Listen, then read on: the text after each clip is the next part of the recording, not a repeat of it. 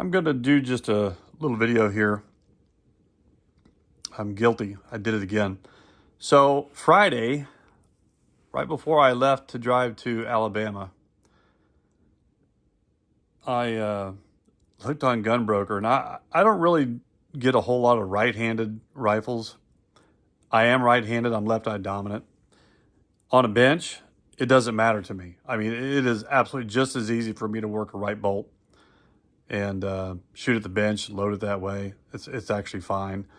But when I carry and when I'm stalking, and I've had shots at a couple deer, I do like to hold the rifle with my right hand, where you're supposed to up here, and work the bolt with my left hand. It is faster for me. Now, when if you're hunting somewhere and you're getting set up and you are a left-eye dominant or a left-hander, but you use a right-handed bolt, and you are in a position in the hunt where you can, lay prone, get set up, and all that kind of stuff, it's no big deal. But carrying the rifle on my back, on my left shoulder, the bolts tend to dig into my back. I don't like that at all.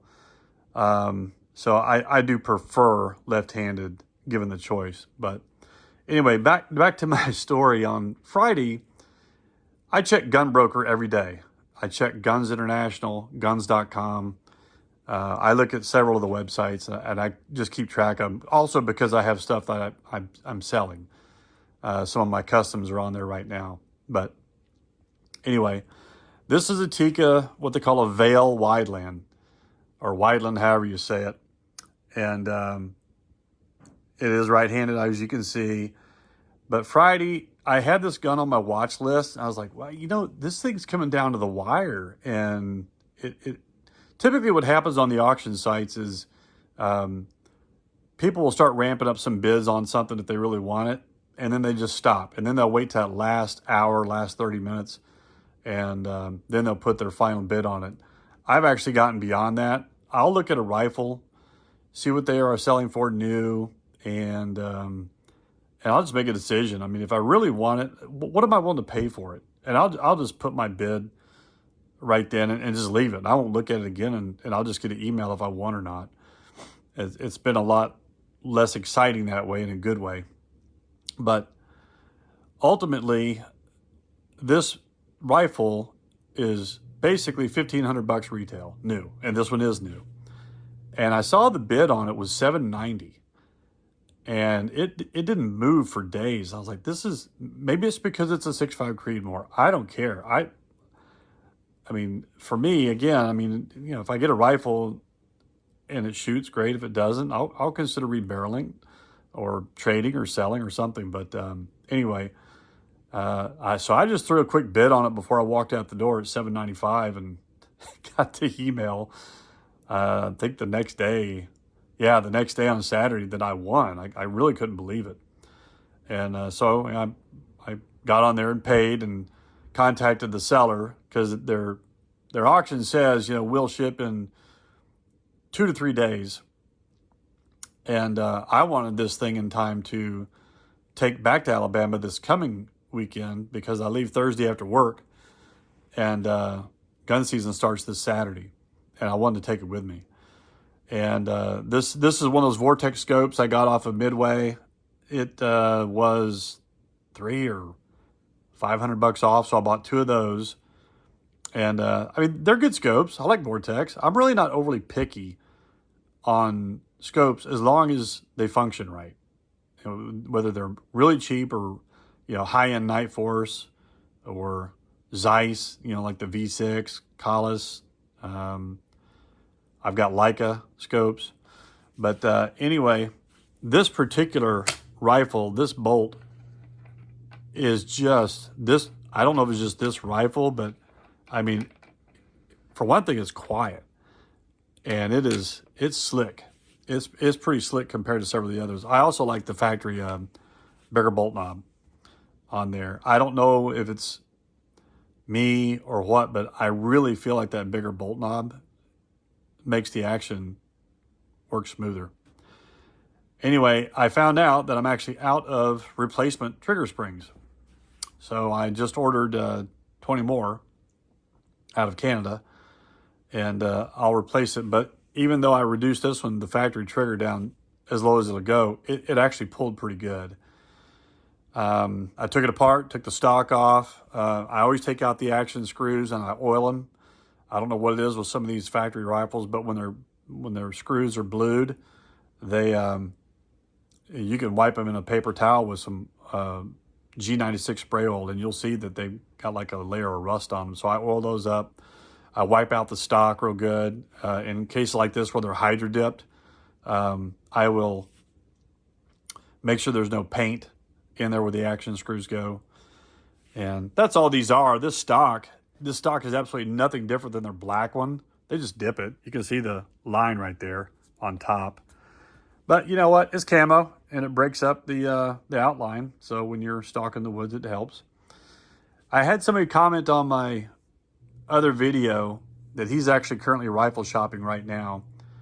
And he's considering Tikka versus Bergara. I basically right away just said Tikka hands down. I've got Bergaras, and I told him basically, you know, to get a trigger pulled down to where I like it, the nice thing about Tikka's got one of the best factory triggers I've ever experienced. You can spend $8 to $10 for a trigger spring, and it'll pull 1.5 pounds or close, somewhere in that range. When you get a Bergara, unfortunately for me, I got to keep these in stock, and they ain't cheap. These Trigger Tech diamonds, and I got to get those down to my preference is a pound. That's me. That's what I like. I know a lot of people say that's too light, that's unsafe. Don't preach to me, please. I don't want to hear it. I don't want to read it. I've been pulling 1 pound triggers since I got my jewel triggers way back a long time ago. It is what I prefer. It helped me stop flinching 30-something years ago from pulling these ridiculous 6, 7, 8 pound factory triggers. This is also why I haven't bought a Browning. I even called Timney triggers. Get this. I would buy a Browning if I could get the trigger replaced and get it down to about a pound, pound and a half. So I called Timney because I heard they make triggers for Browning. And I said, hey, do you make one for left hand? And the guy didn't know. And then the way he described how the triggers work, and with the safety on a Browning being right here, he said he didn't know why it wouldn't work right or left hand, but he wasn't sure. I said, well, could you find out? And call me back, email me something. Never heard a word. And so, you know, there's just rifle brands out there I'm just not going to consider, because if I can't get the trigger pull where I want it, it's just not for me. Tikka, this is another reason why I'm a massive fan of Tikka, other than the luck I've had with their accuracy, is that trigger. It is extremely important to me, those triggers. And, I mean, it has to pull with what I'm used to, what I like. But, yeah, I took it apart and cleaned it up. As you've seen, if you've seen on my other videos, I do clean every single rifle down to metal first thing. Pre-owned, hardly used, like new in box, brand new, whatever. And I get a paper towel and I soak that bolt, the bolt face, the locking lugs, everything, and I wipe it down really well. Of course, I grease it. I just use white lithium grease or Pro Shot Gold. That scopes in Night Force rings, low, ultralight lows, and I think that's the best fit, is the ultralight lows. I got those from the rifle builder in Athens, Alabama, Meredith Custom Rifles. Check him out. I think he's on Facebook too, but he builds a very fine rifle. He's done several for me now. Anyway, I wanted to do a quick one. This is sort of a quasi unboxing. There's so many unboxing videos on YouTube. I don't think everybody needs to see the same thing. I've done it once, twice, where you pull it out of the box, whatnot. But anyway, this is the finished product right here. And again, 6.5 Creedmoor. And I tell you what, if I could buy 10 more at that price, I would. $7.95. I did pay, obviously, shipping and the gun broker taxes and fees. I think it came out to... Oh, and I paid for shipping insurance too. I think it came out to around $900 total. So another $105. But again, if you look at retail on these things, I mean, these things are $1,489, $1,500, $1,539, $1,529. I've seen them for $1,600. That's too much. Don't ever pay that much. But with these, again, with these stocks, this is no different than the black regular stock. It's just hydro dipped with this camo pattern. That's all it is. Do I think it's worth it? No. But you are getting a more robust diameter barrel. They are fluted. They're threaded. They come with a thread protector and a muzzle brake. They come Cerakoted. By the way, Mountain Tactical, Jason, they were talking on his channel a while back about the Cerakote on these things being thick.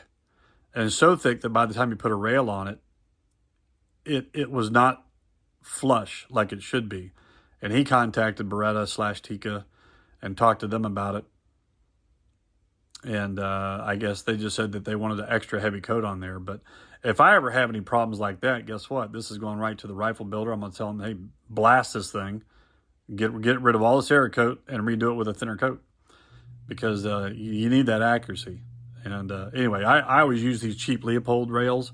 I think I paid $31 each delivered for, I think I got, I don't know, a dozen maybe at a time. And they work. I know a lot of people say, wow, you need to spend as much on the scope as you did the rifle or more, and you need, you know, the most expensive rail out there and whatnot. Listen, what I do, I give in to my moments of insanity to keep buying these doggone things, and it is really convenient to get this type of ring where you got the 1/2-inch nuts on them, lock them in the rings, and then you can just loosen those up and move them rail to rail to rail to rails. You know, I could take this scope and put it on 5 rifles at the range. That's a pain. You got to re-zero it, but at least you got the scope secure in those rings. And prior to 2022, I was never much of a rail guy. And then when I started saying, man, it's nice to take all these firearms out there and be able to just switch off the scope if you need to, I can buy a lot fewer scopes and just keep moving rifle to rifle, whichever I'm planning on using. But I'll put the first shots in this maybe this weekend. Saturday gun season opens in Alabama. But it's supposed to be pouring down rain Friday, Saturday, and Sunday. So, but I'm off for 2 weeks, and I intend to hunt every day, all day. And we'll see what happens. But this is probably going to get it shot for the first time down there. Anyway, I wanted to do this quasi-unboxing and take a look at this and put the video up. And again, my position, my opinion, my experience, I would buy a Tikka over a Bergara every single day, every single time. Based on my range experience, based on what the rifles have done, and based on my experience with the Bergara warranty and what they had told me. No, thank you. Not for me.